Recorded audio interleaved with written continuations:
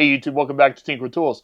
Today I want to answer one simple question. In 2025, should Bosch be considered a primary tool brand? Let's get into that on Tinker with Tools.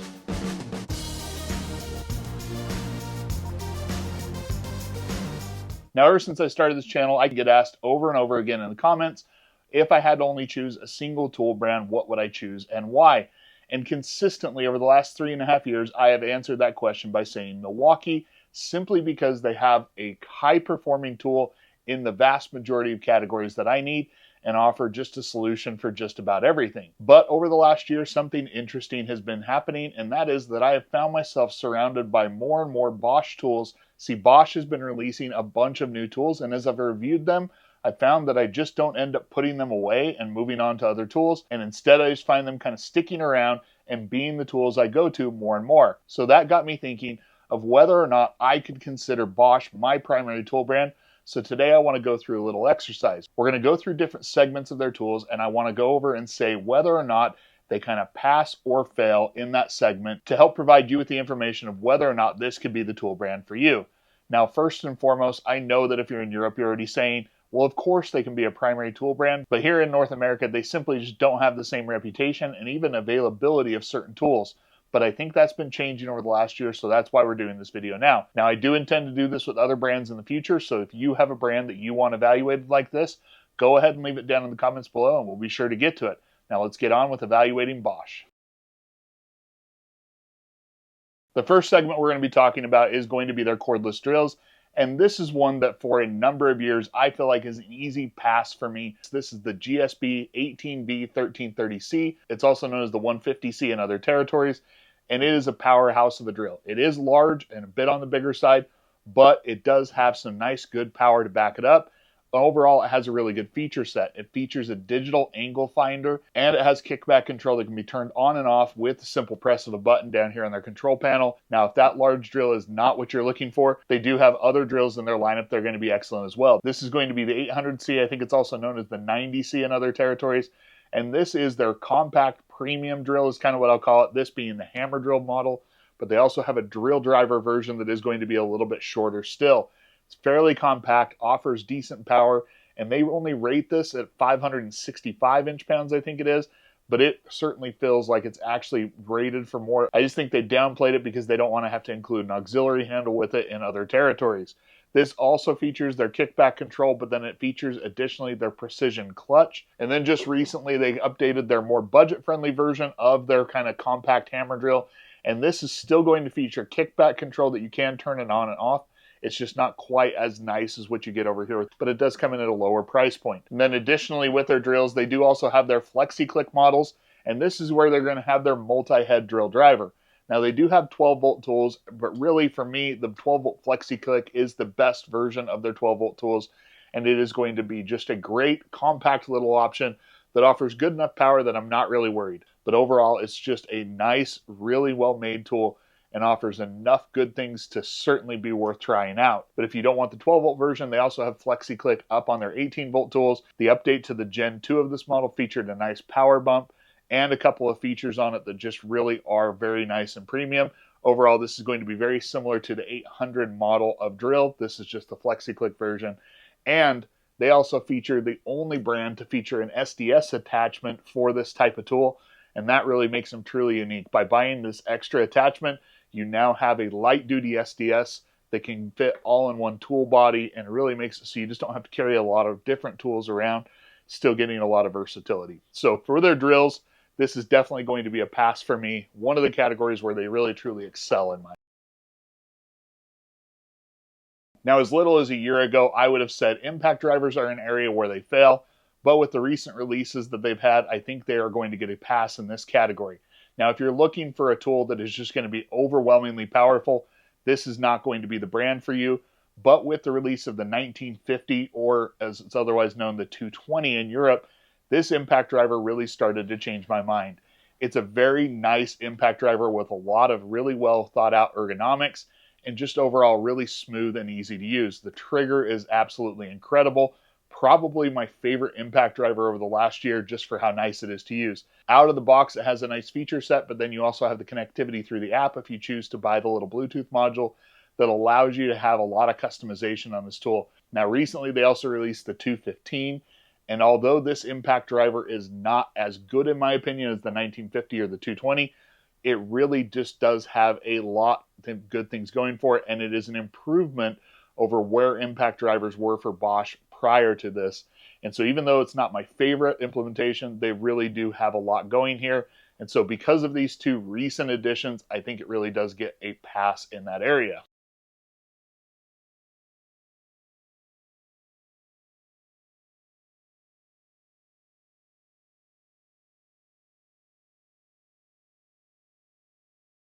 Next, we're going to be talking about sanders, and this one is an easy pass for me.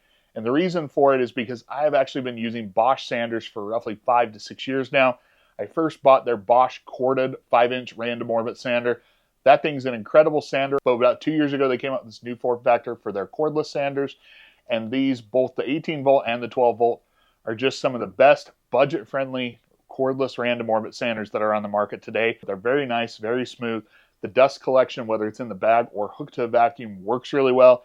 They do last a decently long period of time on the batteries. Now, obviously, the 12-volt version not going to last as long, especially if you don't have it up on that 5-amp-hour battery. But what I like to do is run one grit of sandpaper here, run a finer grit down on the 12-volt, and overall, the lightweight of this tool is actually pretty awesome, and I really do like this. Now, they also have other cordless sander options, like kind of their 3-in-1, where they have different plates that you can attach to the bottom. I think that's a really awesome tool. And then they have another corded sander, both in 5-inch and 6-inch. That's their 2-mode. And that is going to be kind of the closest thing to what you're going to get to maybe the Rotex sander from Festool, but at a more budget-friendly price. So overall, sanders is definitely an area where I think they really excel, an easy pass for me. Now, an area where as little as last year, they probably would have gotten a fail for not having a cordless option was their routers.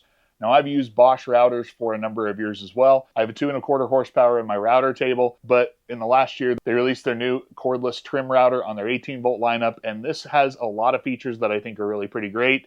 It has a really nice brake, so it's going to actually stop the tools from spinning as soon as you turn off the trigger. And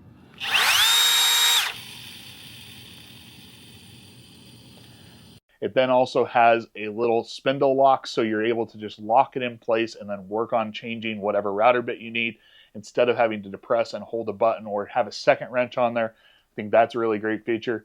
The micro adjustment is pretty smooth, maybe not quite to the level of something like the DeWalt router, but definitely good enough for good, fine adjustment that you can trust. And so for all those reasons, I think this was a really big improvement in their routers, and definitely to the point where now it can get a pass. Now, another area where I do have some experience, but not necessarily a ton of them, they're more heavy-duty options, but it's going to be on their SDS drills, and this is the SDS drill that I have from them. It is an older model. I picked it up on clearance at one point for, I think, $99, and I have definitely gotten my money's worth out of this tool. It is pretty compact, but still decently powerful, can do a lot of the tasks I ask for it, whether I'm in dedicated hammer mode or using it more as a rotary hammer. It certainly is nice for a lighter duty application. And then they have a lot of heavier duty applications. This is a tool that Bosch has been known for a number of years. So I think this is an easy area where they get a pass from me. Next up, let's talk about saws. And what we have here is their new rear handle circular saw that became available, I think, about 6 months ago. This is going to be one of their newest cordless saws, and just kind of a good overall representation of what they have to offer in saws. I don't think with any of their saws they're going to be the top of the top in terms of performance, but I think with the right battery on this and a good blade, it is certainly capable enough to handle pretty much anything I will throw at it. I think they really just kind of hit a good middle ground here where it's good enough, but maybe not the best. So depending on where you need a saw, that might kind of dictate where you're at. They also then have two different track saw models. One is going to be their corded option, which is a standard 6.5-inch blade, but their cordless version is a 5.5-inch track saw, which is a little bit odd. Definitely a slightly harder to obtain blade, not one that you can just walk in and pick up on the shelf in most hardware stores where I am. And then they have a variety of other saws like reciprocating saws and jigsaws in both D-handle and barrel grip. So I think they get a pass here, but if you're truly looking for the top tier performance, kind of like with the impact drivers, maybe not the brand for you, but they have pretty much all their areas covered, and so I think that's a good place where they do have enough tools. Next up is going to be their oscillating multi-tools, and they do have a wide variety of options here. They mostly feature compatibility with the Starlock Plus, which can be good and bad. You're getting a really nice connection method, but unfortunately it also comes with a little bit higher premium cost. But kind of the saving grace, in my opinion, for Bosch is that they actually are part of the AMP Share program, where their batteries can actually be used with a number of different European tool companies. One of those tool companies is Fine, and they have their ever famous Multimaster oscillating multi-tool. And so you can actually purchase one of those tool only and use it with your Bosch batteries. And so for that reason, they're going to get a pass here because that's one of the nicer oscillating multi-tools on the market. So they get an easy pass in this category for me. Now, the last area we're going to talk about specifically is going to be their battery technology. And over the years, I really do like Bosch's batteries, both the 4 amp hour and the 8 amp hour, which are predominantly the only batteries that I use, feature 21700 cells, and they've done that for a number of years, and we're kind of ahead of the curve, in my opinion, in offering that cell type in there. Now, obviously, the battery world is moving on to things like tablet cells or different stacked lithium pouches, and Bosch is going to have you covered there as long as their promised deployment of those batteries ever makes it to the United States. Now, we have been waiting for the ProCore Plus batteries, which are going to be their 8 amp hour tablet cell battery, for roughly about a year and a half now since they first announced it. It's available in Europe, just not available in North America yet. But then they also just announced their Expert line of batteries that I'll try and show some images on the screen. These are going to be further releases of tablet cells and larger capacity batteries that should push it even further. And so really, if we ever do see those come to the US, then I think it's going to be a really easy pass in this category because once again, they're going to be at the forefront of battery technology. Now, overall, price-wise, I do think that on the surface, the MSRP of their tools is not necessarily going to be drastically lower than what you're going to be getting with other brands like Milwaukee and DeWalt. But in practice, what I've been able to find over the years is that you can really kind of play the game and wait for sales on different tools. I think this one I picked up for $150. The impact driver was on sale on day one. The rear handle circular saw came with a free 8 amp hour battery. So even though I still paid full price for the tool, I actually got a free $100 some odd battery with it. And so overall, I just think there's a lot of good value. You're getting a 5-year warranty on the tool, 3-year on the battery. So they're definitely up there with a competitive warranty offering. Now, their service centers, they don't really appear to be that numerous in the North American market. So unfortunately, that's going to be more of a thing where you have to mail it in. Unfortunately for me, that's how it is with a lot of major companies. I just don't have a lot of service centers for repairing tools right near me. But I've also never had a Bosch tool break down on me. So kind of take that for what it's worth. They do seem to be well made and kind of hold up pretty well. So when it comes down to conclusions, do I think that Bosch could be considered for your primary tool brand? A year ago, I probably would have said no, but with the recent releases and kind of the promise of additional future releases, I think they've really found a way to make a very compelling tool brand that can offer a lot of good professional quality tools at a really good value point. Now, I don't think they're ever going to be as dominant in the US market as, say, DeWalt or Milwaukee, but definitely consider them if you're looking for a tool brand where you might be able to get pretty good performance for even better value. All right, so there you have it. There is my review of Bosch as a platform in general. If you have any questions about the tools we talked about today, go ahead and let me know in the comments down below. If there's another brand you'd like to see this done for, go ahead and drop it in the comments as well. If you like this sort of video, go ahead and hit that like button. If you haven't already, please consider subscribing. Make sure to turn on notifications so you get notified when I put out a new video. As always, thank you for your continued support, and until next time, I'll catch you on Tinker with Tools.